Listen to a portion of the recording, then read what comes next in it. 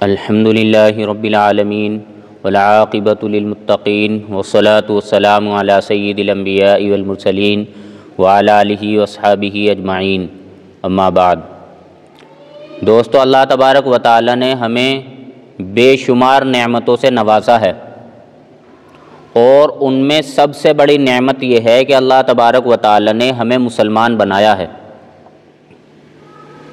دوستو، اگر ہمارے دل کے اندر اسلام کی عزت ہے تو ہمیں مرتے دم تک یہ کوشش کرنی ہے کہ ہماری آنے والی نسلوں تک اسلام کیسے پہنچ جائے، ایمان کیسے پہنچ جائے، اس کی ہمیں فکر کرنی ہے۔ اور دوستو، ہمیں اپنے آنے والی نسلوں کی ایمان کی بھی اور عمل کی بھی فکر کرنی ہے۔ اور دوستو، ایمان اور عمل کی فکریں کرنا یہ نبیوں کا کام ہے۔ دوستو، حضرت یعقوب علیہ السلام نے اپنی اولاد سے پوچھا تھا کہ ما تعبدون من بعدی، کہ تم میرے بعد کس کی عبادت کرو گے؟ تو دوستو، حضرت یعقوب علیہ السلام کو اپنی اولادوں کی ایمان کی فکر تھی۔ اسی طریقے سے حضرت ابراہیم علیہ السلام نے یہ ارشاد فرمایا تھا، یعنی یہ دعا فرمائی تھی، رب اجعلنی مقیم الصلاۃ ومن ذریتی ربنا وتقبل دعا، اے میرے رب مجھے اور میری آنے والی نسلوں کو نماز کا پابند بنا دیجئے، اور اے میرے رب میری دعا کو قبول فرما لیجئے۔ تو دوستو، حضرت ابراہیم علیہ السلام کو اپنی آنے والی نسلوں کے عمل کا فکر تھا۔ تو دوستو، ہمیں اپنے آنے والی نسلوں کی ایمان کی اور عمل کی فکر کرنی ہے۔ لیکن دوستو، بڑی ہی شرم کی بات ہے کہ ہمیں آنے والی نسلوں کی نہ ایمان کی فکر ہے نہ ان کے عمل کی فکر ہے۔ اسی وجہ سے آج بے شمار لڑکیاں اسلام کو چھوڑ رہی ہیں اور کفر کا دامن تھام رہی ہیں۔ اور دوستو، اصل کامیابی جنت میں جانا ہے، سب سے بڑی کامیابی جنت میں جانا ہے، اور سب سے بڑی ناکامی جہنم میں جانا ہے۔ ہم سب کی محنت یہ ہے کہ سارے لوگ جنت میں چلے جائیں، جہنم سے بچ جائیں۔ ہم سب کی فکر یہ ہے کہ سارے لوگ جنت میں چلے جائیں، جہنم سے بچ جائیں، اور ہم سب کا درد یہ ہے کہ سارے لوگ جنت میں چلے جائیں اور جہنم سے بچ جائیں۔ دوستو، اگر ایک لڑکی بھی نے بھی اسلام کو چھوڑ دیا اور دوسرے مذہب کو اختیار کر لیا تو دوستو، یہ صرف اس کا نقصان نہیں ہے، یہ اس کے گھر والوں کا بھی نقصان ہے، اس کے خاندان والوں کا بھی نقصان ہے، تمام مسلمانوں کا نقصان ہے، اور تمام انسانیت کا نقصان ہے۔ ہمیں نقصان سے بچانا ہے،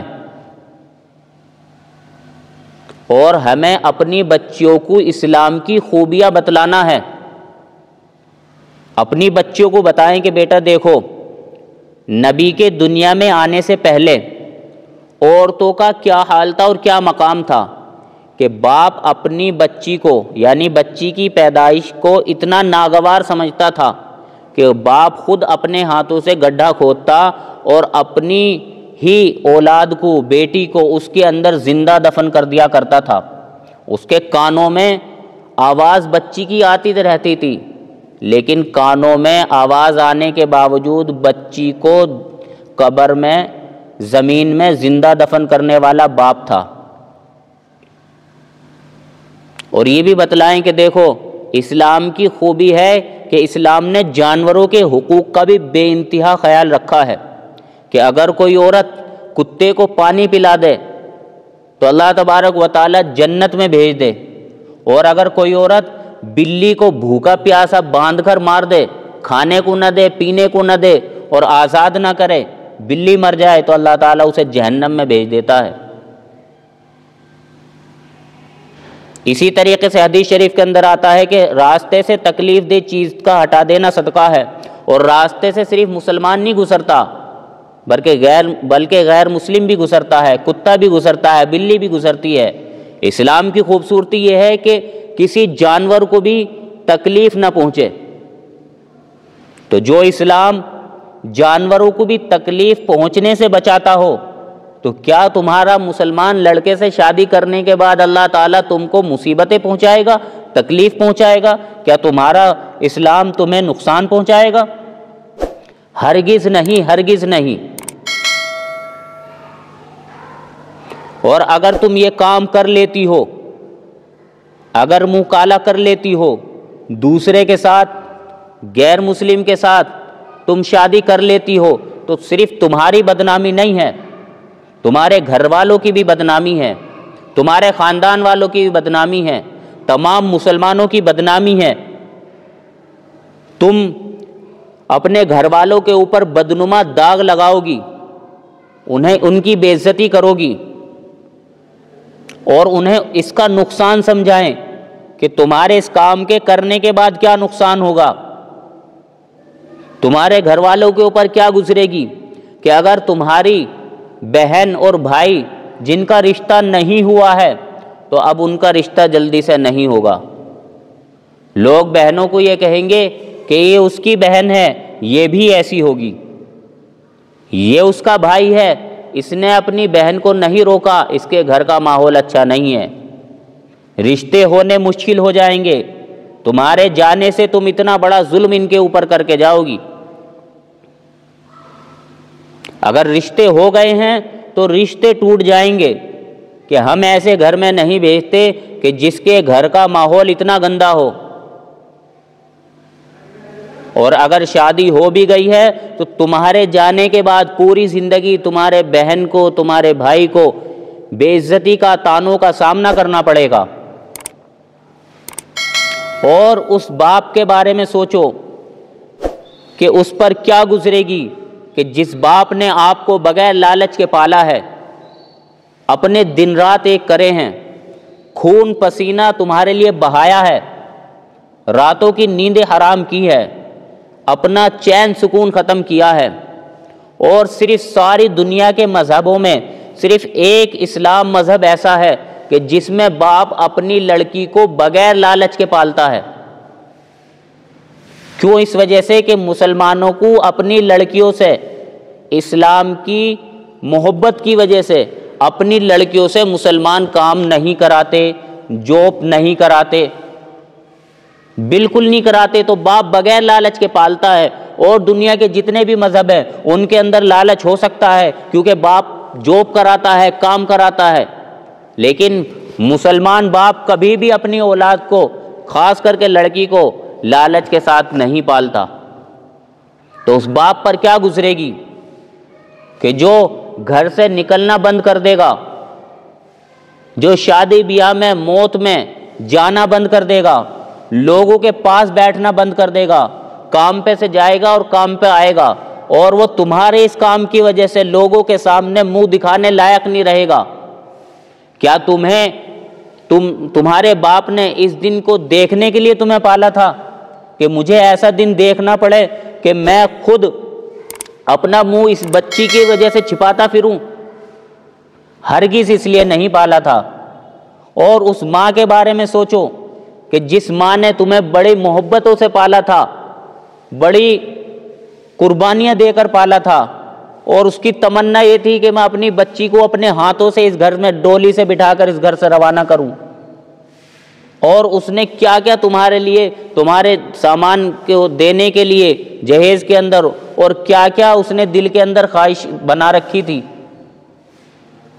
اور جب تم نکاح کر کے جاتی ہو تو یہی ماں پوری زندگی تمہیں بھرے گی، بھرتی ہے، تمہارے ساتھ ساتھ ساس سسر کو بھی، تمہارے شوہر کو بھی، تمہارے خاندان والوں کی بھی، سب کی یہ کتنی آؤ بھگت کرتی ہے۔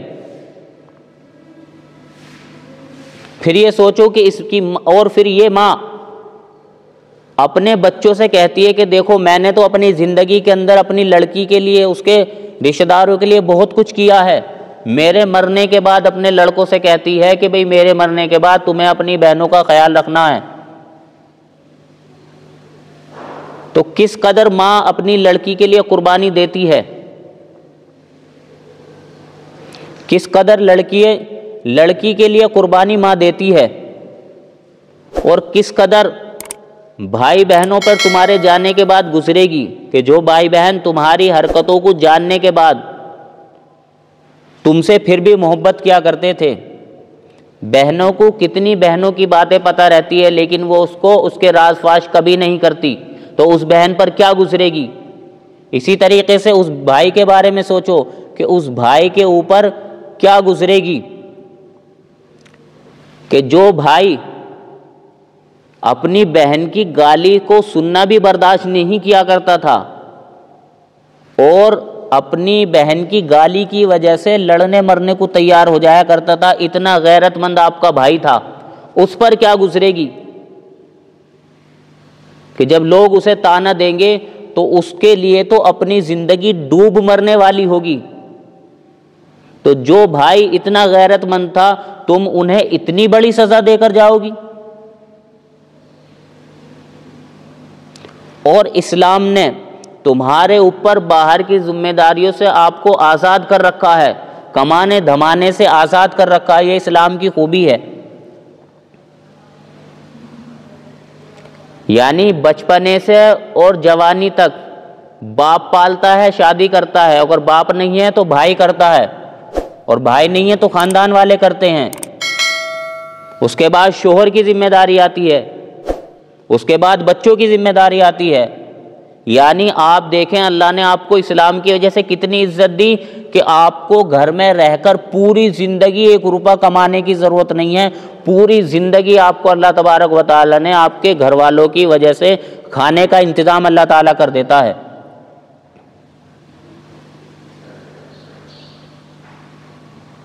اور اس بات پر بھی دھیان دیں کہ جب آپ اپنے ماں باپ کی رضامندی کے ساتھ شادی کرتی ہیں، مسلمان لڑکے کے ساتھ شادی کرتی ہیں، تو اس کا کیا فائدہ ہوتا ہے۔ اگر وہ لڑکا آپ کو تنگ کرے گا تو آپ کا بھائی، آپ کی ماں، آپ کا باپ، آپ کے رشتہ دار اس کے پاس جائیں گے، اسے سمجھائیں گے، آپ کی مدد کریں گے، آپ کو سنبھالیں گے، دقت پریشانی ہوگی آپ کی مدد کریں گے، یہ فائدہ ہوگا۔ اور اگر کسی وجہ سے آپ کا شوہر مر جاتا ہے، انتقال ہو جاتا ہے، تو پھر آپ کا دوسری جگہ نکاح بھی یہی لوگ کرائیں گے۔ کتنا فائدہ ہے ان کے ساتھ۔ اور اگر منہ کالا کر کے دوسروں کے ساتھ بھاگو گی تو یہ سمجھ لو کہ اپنے گھر کا دروازہ ہمیشہ کے لیے بند کر کے جاؤ گی۔ تعلقات باپ سے، بھائی سے، ماں سے، بہن سے، رشتہ دار سے، خاندان والوں سے، سب سے تعلق ٹوٹ جائیں گے۔ اور اگر وہاں والے تمہیں تنگ کریں گے، پھر یہ سوچو کہ پھر اپنا درد کس کے سامنے بیان کرو گی، اپنی تکلیف کس کو بتاؤ گی۔ اور جب کوئی سننے والا نہیں ہوگا، ایک طرف سے راستہ بند ہے، تو تمہیں ایک ہی راستہ دکھائی دے گا کہ اسی کی چوکھٹ پہ سسک سسک کے گھٹ گھٹ کے مر جاؤں۔ اور یہ بھی سمجھ لو کہ اگر وہ مر گیا جس کے ساتھ تم نے منہ کالا کیا ہے اور گئی ہو، اور جس کے ساتھ تم نے شادی کی ہے، تو پھر یہ سوچو تمہارا انجام کیا ہوگا، نہ تم ادھر کی رہو گی نہ ادھر کی رہو گی، تمہیں کس قدر ٹھوکریں کھانی پڑے گی، تمہیں گھر گھر جا کر برتن جھاڑو پوچھا کرنا پڑے گا۔ جہاں اسلام تمہیں گھر کی شہزادی بنا کر رکھنا چاہتا تھا، تم نے اس کو ٹھکرایا، تو تمہیں گھر کی نوکرانی بن کر رہنا پڑے گا۔ اور یہ بات ہمیشہ کے لیے لڑکی اس بات کو سمجھ لیں کہ جو لڑکی ماں باپ کا دل دکھا کر دوسری جگہ نکاح کرے گی، اور ماں باپ کی عزت ختم کر کے، ان کی عزت کو رسوا کر کے، ان کے دلوں کو دکھا کر کہیں اور اپنی چاہت کی وجہ سے، اپنے مزے کی وجہ سے دوسری جگہ ایسا کام کرے گی، تو یہ بات لکھ کر لے لے کہ جو لڑکی ماں باپ کی اتنی قربانیاں دینے کے بعد اب ان کو بے عزت کر کے، ان کا سکون چھین کر، ان کی خوشی چھین کر یہ کام کرے گی، تو وہ کبھی بھی خوش نہیں رہے گی، کبھی بھی عزت اسے نصیب نہیں ہوگی، کبھی بھی اس کی تکلیفیں ختم نہیں ہوگی۔ کیوں؟ اس وجہ سے کہ جن لوگوں نے اس کے لیے اتنی بڑی بڑی قربانیاں دی ہیں، انہی کا اس نے دل دکھایا ہے، انہی کی بے عزتی کی ہے، انہی کی خوشی کو چھینا ہے، انہی کی سکون کو چھینا ہے۔ تجھے بھی اتنے سارے لوگوں کے سکون کو چھین کر، عزت کو چھین کر جائے گی تو اس کو کہیں سکون نہیں ملے گا، کہیں عزت نہیں ملے گی، کہیں خوشی نہیں ملے گی۔ اس لیے اگر ہمیں عزت اور سکون اور خوشی تلاش کرنا ہے تو اپنے ماں باپ کے قدموں میں اور اپنے ماں باپ کی رضامندی میں ہم سکون تلاش کریں، اپنے ماں باپ کی رضامندی کے اندر ہم عزت تلاش کریں، خوشی اپنے ماں باپ کی خوشی میں تلاش کریں، تو پھر اللہ کی بھی مدد آئے گی اور آپ کو بھی اللہ تبارک و تعالیٰ سکون اور خوشی عطا فرمائے گا۔ اور یہ بات سمجھ لیں کہ مزے اور خوشی صرف 50 60 70 سال کی ہے، اور اس کے بعد تو ہمیشہ ہمیشہ کا عذاب ہے، ہمیشہ ہمیشہ کی جہنم ہے، اور خود تمہارے ساتھ ساتھ تمہارے آنے والی نسلوں کے لیے بھی جہنم ہے۔ اس کے بارے میں بھی ذرا سوچیں۔ اور دوستو، آپ سے بھی یہی درخواست ہے کہ یہ فکر صرف علماء کی ہے،